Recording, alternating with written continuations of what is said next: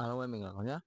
ကျွန်တော်အခု share လုပ်ပေးမယ့်အကြောင်းအရာလေးကတော့ကျွန်တော် TikTok Lite Point တိုးတဲ့နည်းလေးပဲဖြစ်ပါတယ်ဗောနော် TikTok Lite Point ကိုဘယ်လိုတိုးရမလဲဆိုတာမသိတဲ့သူတွေအတွက်ကျွန်တော် share ပေးလုပ်ပေးသွားမှာဖြစ်ပါတယ်ဒီဗီဒီယိုမျိုးစခင်မှာကျွန်တော်ဒီ YouTube channel ရဲ့ subscribe လုပ်ပေးဖို့တောင်းဆိုပါခင်ဗျာဗီဒီယိုလေးကိုအစားဆုံးလေးကြည့်မှနားလည်မှာဖြစ်တဲ့အတွက်အစားဆုံးလေးကြည့်ဖို့လေးပြောချင်ပါတယ်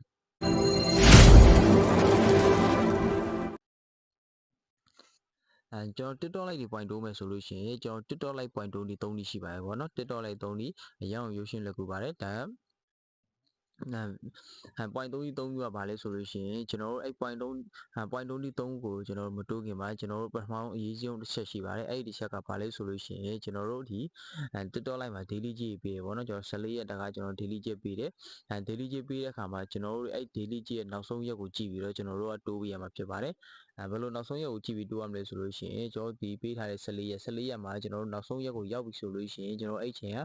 point တိုးလို့ရတဲ့နေ့ပဲဖြစ်ပါတယ်ဗောနော်ကျန်တဲ့အချိန်မှာကျွန်တော် point တိုးမယ်ဆိုရင်တော့အဆင်မပြေပါဘူးအဲ့ချိန်မှာကျွန်တော်တတိထားပြီးတော့ point တိုးပေးရမှာဖြစ်ပါတယ်အဲ့ဆိုရင်ကျွန်တော်ဘယ်လို point တိုးရမလဲဆိုလို့ရှိရင်ပထမဆုံးတစ်ချက်အနေနဲ့ကျွန်တော်တို့မီဖုန်းတွေမှာရှိရဲ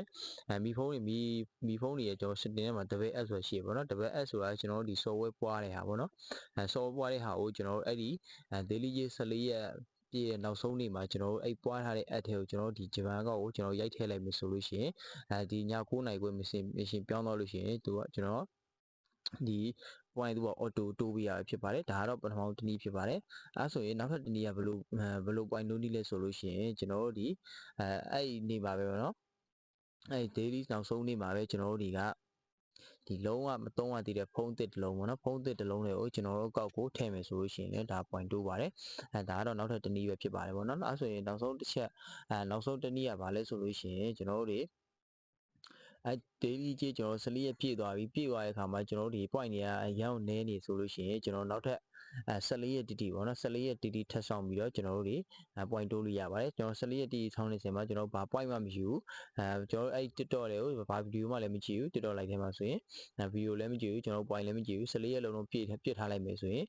ပြည့်ထားပြီးတော့နောက်အဲ့14ရက်ပြီးတဲ့နေ့မှာကျွန်တော်ပြန်ပြီးဝင်ကြည့်မယ်ဆိုလို့ရှိရင်ကျွန်တော်အဲ့မှာ point တွေက auto တိုးနေပါလေဖြစ်ပါတယ်အကောင်းဆုံးနီးလန်းတွေကတော့ကျွန်တော်3ခုလုံးပါပဲဒီမှာကိုယ်အဆင်ပြေတဲ့နီးလန်းနဲ့ကြိုးကြိုက်တယ်လို့ကျွန်တော် point တိုးလို့ရပါတယ်ခင်ဗျာ